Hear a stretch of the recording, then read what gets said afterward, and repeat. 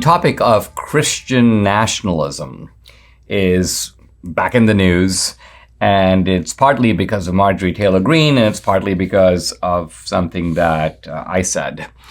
So let's talk about this. Here's Marjorie Taylor Greene. I'm being attacked by the godless left because I said I'm a proud Christian nationalist. These evil people are even calling me a Nazi because I proudly love my country and my God.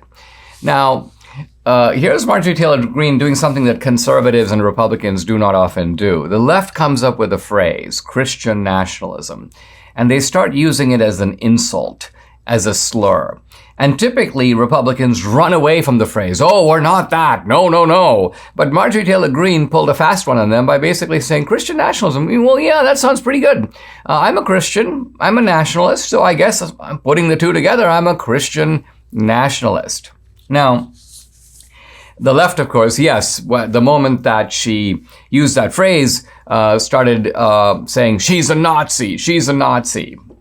And, of course, the Nazis were not Christian nationalists. In fact, the Nazis were the opposite.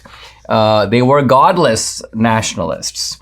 And as I've shown in books like The Big Lie, a book that you should read if you don't have it yet, it's available on Amazon, get it. It explores the deep history of fascism and Nazism, and it shows that Nazism is really the sort of ideological ancestry of the left. Now, the left started with a kind of universalism, but their socialism quickly became nationalistic. In fact, even in Russia, Stalin's socialism quickly became national socialism. And of course, Castro's socialism was national socialism anchored in Cuba. Maduro and Chavez's socialism is Venezuelan socialism. So these are all national socialists. And so there's a kinship. And as I said, an ancestry, a kind of line of descent from fascism and Nazism. We're talking here about early Nazism, not the Nazism of the Holocaust, and the modern left. But the left is trying to escape, if you will, the fascist and Nazi connection foisted on the right. So they're pretending Hitler was a Christian nationalist. Hitler never called himself that, but he did call himself a National Socialist. Now, my tweet in response to all this was, Christian nationalism is good and healthy because Christianity redeems nationalism and gives it a gentler, more humane, and more universal thrust. And then I made the observation that I just made a moment ago. The Nazis represented godless nationalism, which is the foundation of socialist and secular tyrannies everywhere.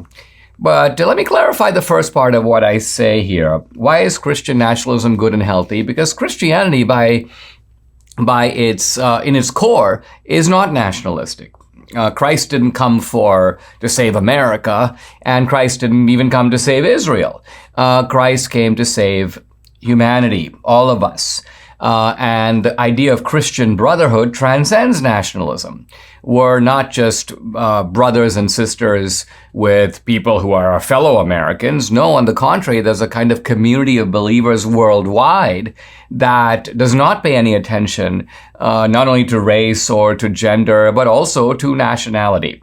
But my point is that by bringing Christianity, the adjective, and kind of attaching it to nationalism, the noun, we get a nationalism that is not purely nationalistic. We get a nationalism that's moderated by the idea in Christianity that, look, yes, we are here in America. We fight for America. We protect our fellow Americans. We're willing, under certain conditions, to give our life for our country. But let's remember that this life is not the only life.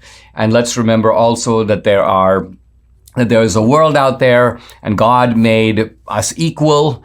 We are moral equals in the eyes of God. That's a universal point. So this is really what I'm getting at. And then here's an article that comes out in Newsweek the next day by Zoe Strakowski. Trump ally defends Christian nationalism as good and healthy. And the article, by the way, not all that hostile, but it does quote Joseph Williams, a professor at Rutgers, saying, quote, Christian nationalists believe the U.S. was founded as a Christian nation, and that this foundation needs to be safeguarded or restored. Now, I've talked about this before on the podcast. I believe that this is true, but in a qualified sense. Obviously, I don't believe that the U.S. was started as a Christian nation in the sense that we would have an established Christian religion. In fact, the Constitution, in its Bill of Rights, the First Amendment, says there'll be no establishment of religion. And I'm good with that. I think that's actually a clause intended to, and that did protect religion. So we're a Christian nation in the sense that Christianity informed the founding. Most of the founders were devout Christians. Even the ones that were not may not have subscribed to all of Christian theology, but they did subscribe to Christian morality. They understood the indispensability of Christian morals to the success of the infant republic.